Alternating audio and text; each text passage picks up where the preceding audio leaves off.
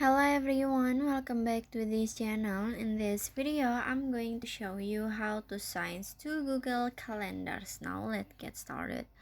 First, open your Google Calendars app. If you wanna sign to Google Calendars account, so you just log into your Google account.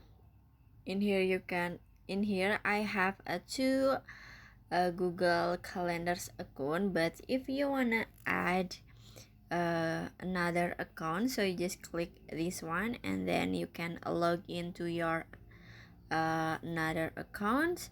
And after you log into your Google account, so you just click on the three lines icon at the top, and then in here you can see your Google account has been logged in at Google Calendars.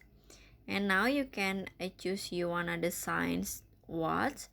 In here I wanna assign even text a reminder to this Google Calendars account, so you just click on it, and after this at the bottom you can click at the top you can click on the refresh for the signs.